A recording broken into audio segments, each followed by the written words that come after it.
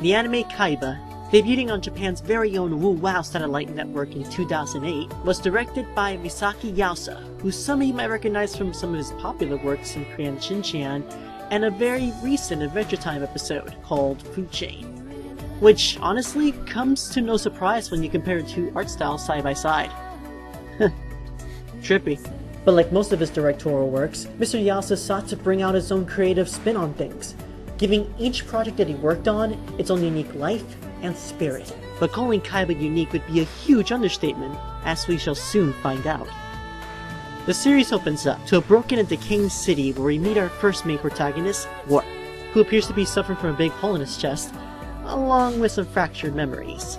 You know, normal. Oh, he also wears a golden necklace with a locket.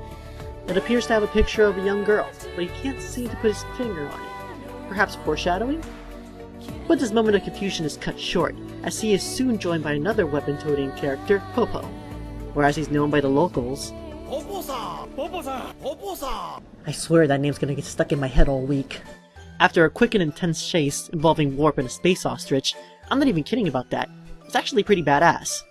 We are once again met up and force-fed exposition by He explains that the planet they are currently living on is divided into two parts. The poor, who live below the clouds, and the rich that live above it. The clouds themselves are composed of electrical storms that wipe out the memory of anyone who tries to pass through them. They were placed there by a king in order to separate the two groups. He also explains that the evil king discovered a way to save the memories of those who died and store them in things called eggs. The eggs allow the memories of each person to live on long after their bodies have grown old and withered away, by transferring their memories into new bodies. Because of this, however, the demand for younger bodies skyrocketed, and the rich began to hire bounty hunters to seek out the poor for their bodies, where no one would miss them. From that point on, the series begins to take you to different planets and different worlds, each with its own abstract and unique style, as we follow Warp and search for that girl in his locket.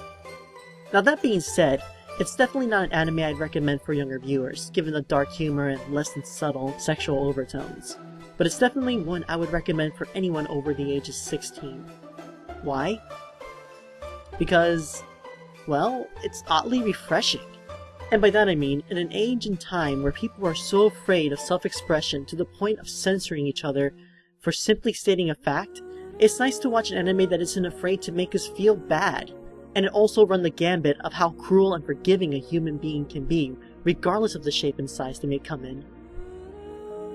It's oddly real in a very fictitious way, if that makes any sense.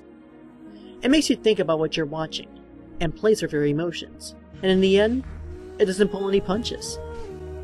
All in all, I have no idea why this anime isn't as big as, I don't know, FMA. Might be the lack of Vic Phenomena or something, I don't know.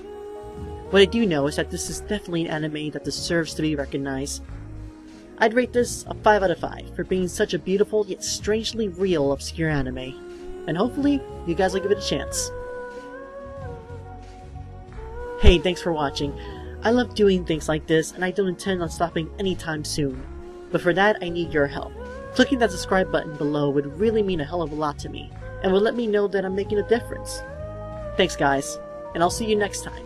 This is Crimson Nick signing off.